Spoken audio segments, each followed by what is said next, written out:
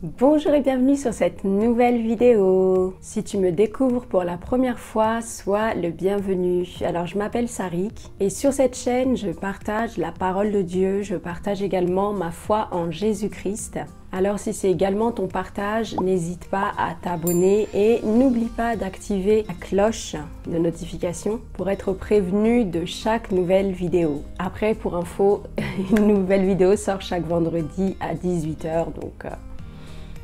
L'inspiration de cette vidéo m'est venue pendant la période de Noël où les réseaux sociaux sont envahis de cette super question qui revient chaque année: est-ce qu'un chrétien peut fêter Noël? Et je vous rassure tout de suite, c'est pas le sujet de la vidéo, mais en général par rapport à cette question, il y a deux réactions. La première, c'est celle de celui que j'appelle un chrétien légaliste. Non, c'est une fête païenne, Jésus n'est pas né le 25 décembre, il n'y a aucun verset dans la Bible qui dit de fêter Noël. En revanche, il y a un verset qui dit que personne donc ne vous juge au sujet du manger ou du boire ou au sujet d'une fête. Et la deuxième réaction, c'est: je fête pas Noël comme les païens le fêtent, mais en gros, je surfe sur l'atmosphère de Noël et j'en profite pour partager l'évangile et pour partager des moments de joie avec mon entourage, mes proches inconvertis notamment, parce qu'en cette période, ils sont plus ouverts à la parole de Dieu. Et je serais plutôt de cette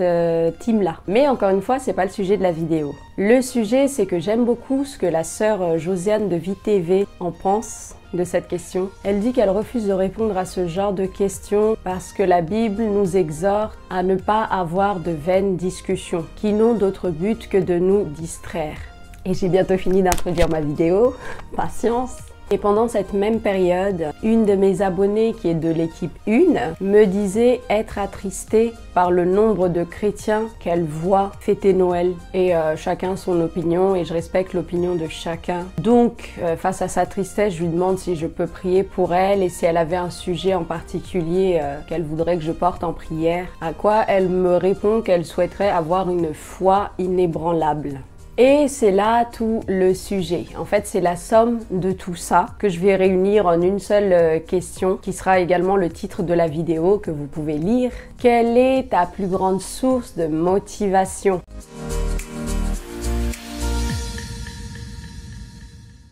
La Bible dit dans 1 Corinthiens 13:13, « Or maintenant, ces trois choses demeurent, la foi, l'espérance, l'amour. Mais la plus grande de ces choses, c'est l'amour. » Est-ce que ta source de motivation, que ce soit dans ta vie quotidienne, dans ta vie spirituelle, dans ta vie chrétienne, est l'amour? Ou est-ce que, comme cette sœur, et comme beaucoup d'entre nous d'ailleurs, est-ce que c'est la foi? La foi est synonyme du miraculeux, du surnaturel, mais avoir la foi comme priorité, c'est en réalité révélateur de vouloir recevoir. Oui, parce que c'est par la foi qu'on obtient. Tandis que l'amour, c'est soustraire, c'est déduire. Enfin, du moins, c'est ce qu'on croit. Parce que l'amour, c'est servir, donc c'est donner. Et donner, c'est nous soustraire de quelque chose. Et c'est faux. Parce qu'il y a plus de bonheur à donner qu'à recevoir. La Bible dit aussi dans Proverbe 11 au verset 24, « Tel qui donne libéralement devient plus riche, et tel qui épargne à l'excès ne fait que s'appauvrir. » D'après toi, comment fonctionne un bon canal de bénédiction? Ou un bon canal tout court? Il va à la source, qui est Dieu, pour se ressourcer et recevoir donc les bénédictions. La bénédiction va passer par lui, donc il est béni au passage. Et ça ne reste pas sur lui. Il sert de canal, mais c'est surtout pour les autres. Il est béni pour bénir les autres. Nous sommes sauvés pour être utilisés pour que les autres soient sauvés. C'est dans ce sens que le principe d'aimer égale servir. Ce qui doit nous motiver, c'est l'amour, parce que le message le plus puissant de la Bible repose sur l'amour. Jean 3,16. 1 Corinthiens 13 nous parle de l'amour et nous dit que sans amour, nous sommes comme un airain, comme une cymbale qui résonne, qui fait du bruit pour rien. Le verset 2 de ce même passage dit « Et si j'ai la prophétie et que je ne connaisse tous les mystères et toute connaissance et que j'ai toute la foi de manière à transporter des montagnes, mais que je n'ai pas l'amour, je ne suis rien. »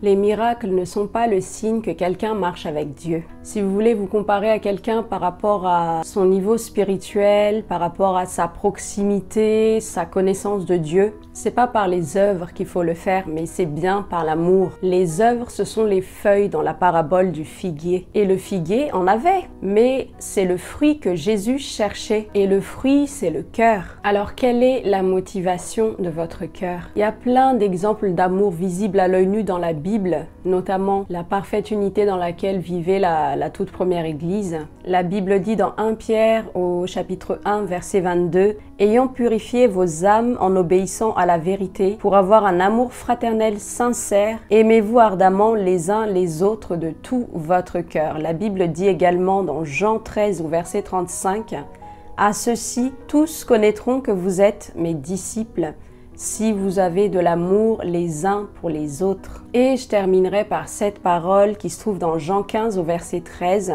« Il n'y a pas de plus grand amour que de donner sa vie pour ses amis. Aimer, c'est servir. Aimer, c'est donner. » Donc voilà pourquoi vraiment des 3 choses la plus importante, c'est l'amour. C'est bien d'avoir de la foi parce qu'effectivement, c'est la monnaie du monde spirituel, c'est avec la foi qu'on obtient les choses. C'est bien d'avoir de l'espérance aussi, puisque sans espérance, on n'a rien à attendre. Et on a besoin d'espérance pour s'attendre à Dieu. Mais le plus important, c'est l'amour. Donc mes chers frères et sœurs en Christ, évitons les discussions vaines, les débats inutiles. C'est comme aussi les étalages de connaissances. Il y a tellement de choses à apprendre de la Bible et on n'a pas assez d'une vie en fait pour découvrir ne serait-ce que juste la Bible. Et c'est bien d'être enseigné, mais c'est mieux d'exhorter. C'est ce que je dis toujours, la connaissance c'est bien, l'exhortation c'est mieux. Si vous avez regardé la vidéo jusque-là, c'est que ça vous a plu. Alors n'hésitez pas à mettre un like,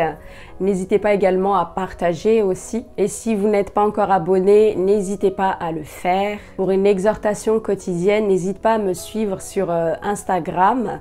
Si tu as également des questions, si tu as besoin de prières, tu peux également me contacter directement en message privé via Instagram. Et en attendant la prochaine vidéo, prenez bien soin de vous, soyez bénis et je vous dis à très bientôt.